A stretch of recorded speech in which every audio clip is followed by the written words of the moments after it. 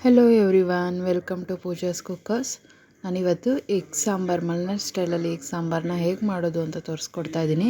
ನೀವು ಒಂದ್ಸಲ ಟ್ರೈ ಮಾಡಿ, ಟೇಸ್ಟ್ ತುಂಬಾ ಚೆನ್ನಾಗಿರುತ್ತೆ. ಟ್ರೈ ಮಾಡಾದಮೇಲೆ ಹೇಗಿತ್ತು ಅಂತ ಕಮೆಂಟ್ ಮಾಡಿ. ವಿಡಿಯೋ ಇಷ್ಟ ಆದರೆ ಲೈಕ್ ಮಾಡಿ, ಶೇರ್ ಮಾಡಿ ಮತ್ತು ಚಾನಲ್ನ ಸಬ್ಸ್ಕ್ರೈಬ್ ಮಾಡ್ಕೊಳ್ಳಿ. ನಾನಿಲ್ಲಿ ಒಂದು ಈರುಳ್ಳಿ, 2 ಟೊಮೊಟೊ ದೊಡ್ಡದಾಗಿ ಹೆಚ್ಚಿಟ್ಕೊಂಡಿದ್ದೀನಿ.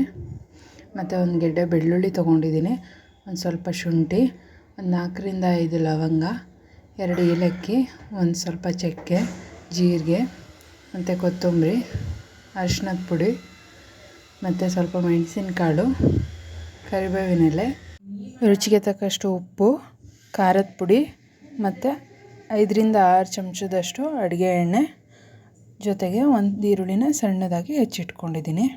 ನಾನಿಲ್ಲಿ ಒಂದು ಅರ್ಧ ಹೋಳು ತೆಂಗಿನಕಾಯಿನ ಕಟ್ ಮಾಡಿ ಇಟ್ಕೊಂಡಿದ್ದೀನಿ. ಫಸ್ಟು ಗ್ಯಾಸ್ ಹಚ್ಚಿ ಒಂದು ಪ್ಯಾನ್ ಇಟ್ಕೋತಾ ಇದ್ದೀನಿ. ಅದಕ್ಕೆ ನಾವು ತೊಗೊಂಡಿದ್ವಲ್ಲ ಎಣ್ಣೆ, ಅದರಲ್ಲಿ ಅರ್ಧದಷ್ಟು ಹಾಕ್ಕೋತಾ ಇದ್ದೀನಿ. ಎಣ್ಣೆ ಸ್ವಲ್ಪ ಕಾದ್ಮೇಲೆ ಅದಕ್ಕೆ ನಾವು ತೊಗೊಂಡಿದ್ವಲ್ಲ ಬೆಳ್ಳುಳ್ಳಿ, ಶುಂಠಿ, ಲವಂಗ, ಏಲಕ್ಕಿ ಮತ್ತು ಚಕ್ಕೆನ ಹಾಕ್ಕೊಳ್ಳಿ. ಹಾಕಿಬಿಟ್ಟು ಲೋ ಫ್ಲೇಮಲ್ಲಿ ಇಟ್ಕೊಂಡು ಫ್ರೈ ಮಾಡ್ಕೊಳ್ಳಿ. ಒಂದು 2 ನಿಮಿಷ ಲೋ ಫ್ಲೇಮಲ್ಲಿ ಫ್ರೈ ಮಾಡಾದಮೇಲೆ ಅದಕ್ಕೆ ಒಂದು 5ರಿಂದ 6 ಚಮಚದಷ್ಟು ಧನಿಯಾ ಸೇರಿಸ್ಕೊಳ್ಳಿ. ನಂತರ ಅದಕ್ಕೆ ಒಂದು ಅರ್ಧ ಚಮಚದಷ್ಟು ಮೆಣಸಿನಕಾಳು ಸೇರಿಸ್ಕೊಳ್ಳಿ ಮತ್ತು ಒಂದು ಅರ್ಧ ಚಮಚದಷ್ಟು ಜೀರಿಗೆ. ಇದಿಷ್ಟನ್ನು ಹಾಕ್ಬಿಟ್ಟು ಮತ್ತು ಲೋ ಫ್ಲೇಮಲ್ಲೇ ಇಟ್ಕೊಂಡು ಫ್ರೈ ಮಾಡ್ಕೊಳ್ಳಿ.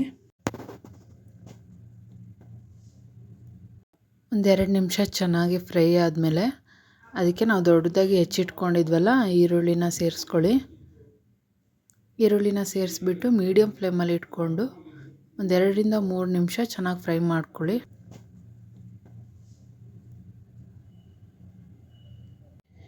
ಈರುಳ್ಳಿ ಸ್ವಲ್ಪ ಫ್ರೈ ಆಗಿ ಕಲರ್ ಚೇಂಜ್ ಆದಮೇಲೆ ಅದಕ್ಕೆ ನಾವು ದೊಡ್ಡದಾಗಿ ಹೆಚ್ಚಿಟ್ಕೊಂಡಿದ್ವಲ್ವ 2 ಟೊಮೊಟೊ, ಅದನ್ನು ಸೇರಿಸ್ಕೊಂಡು ಅದಕ್ಕೆ ಒಂದು ಅರ್ಧ ಚಮಚದಷ್ಟು ಅರಿಶಿನ ಪುಡಿ ಹಾಕಿ ಒಂದು 2 ನಿಮಿಷ ಫ್ರೈ ಮಾಡ್ಕೊಳ್ಳಿ.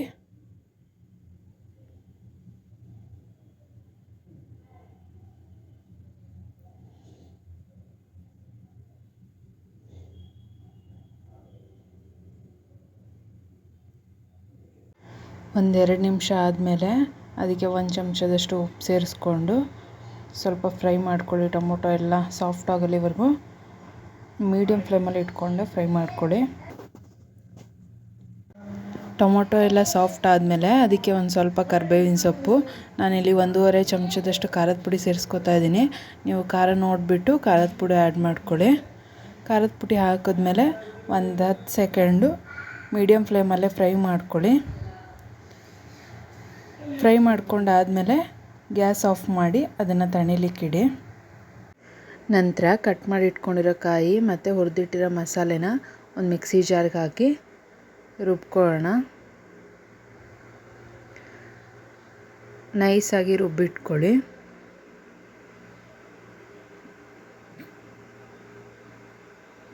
ನಾನಿವಾಗ ಗ್ಯಾಸ್ ಹಚ್ಚಿ ಒಂದು ಪಾತ್ರೆ ಇಟ್ಬಿಟ್ಟು ಅದಕ್ಕೆ ಉಳಿದಿರೋ ಅಂಥ ಎಣ್ಣೆ ಅಷ್ಟು ಹಾಕ್ಕೋತಾ ಇದ್ದೀನಿ. ಎಣ್ಣೆ ಹಾಕಿಬಿಟ್ಟು ಹೆಚ್ಚಿಟ್ಕೊಂಡಿರೋ ಈರುಳ್ಳಿನೂ ಅದಕ್ಕೆ ಹಾಕ್ಕೋತಾ ಇದ್ದೀನಿ.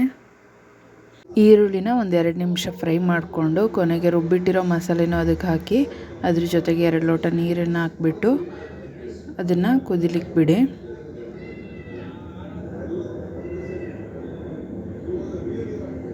ಅದು ಚೆನ್ನಾಗಿ ಕುದಿಲಿಕ್ಕೆ ಸ್ಟಾರ್ಟ್ ಆದಾಗ ಒಂದು ಅರ್ಧ ಕಡಿ ಲಿಂಬೆಹಣ್ಣನ್ನು ಹಿಂಡ್ಕೊತಾ ಇದ್ದೀನಿ. ಲಿಂಬೆಹಣ್ಣು ಬೇಡ ಅನ್ನೋ ಥರ ಇದ್ದರೆ ನೀವು ಮಸಾಲೆ ರುಬ್ಬುವಾಗ ಅದಕ್ಕೆ ಒಂದು ಲಿಂಬೆಹಣ್ಣು ಗಾತ್ರದಷ್ಟು ಹುಣಸೆ ಹಣ್ಣನ್ನು ಸೇರಿಸ್ಕೋಬೋದು.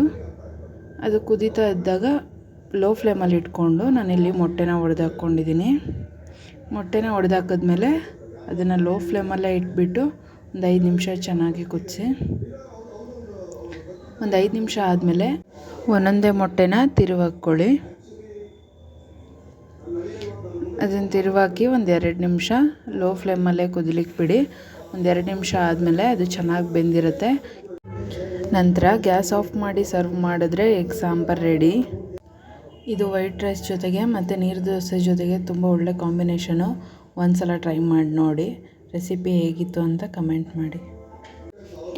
ವಿಡಿಯೋ ಇಷ್ಟ ಆದರೆ ಲೈಕ್ ಮಾಡಿ, ಶೇರ್ ಮಾಡಿ ಮತ್ತು ಚಾನಲ್ನ ಸಬ್ಸ್ಕ್ರೈಬ್ ಮಾಡ್ಕೊಳ್ಳಿ. ಒಂದು ಸಲ ಟ್ರೈ ಮಾಡಿ ನೋಡಿ ರೆಸಿಪಿ ಹೇಗಿತ್ತು ಅಂತ ಕಮೆಂಟ್ ಮಾಡಿ ಮತ್ತು ನಿಮ್ಮ ಫ್ರೆಂಡ್ಸ್ಗೆ ಶೇರ್ ಮಾಡಿ.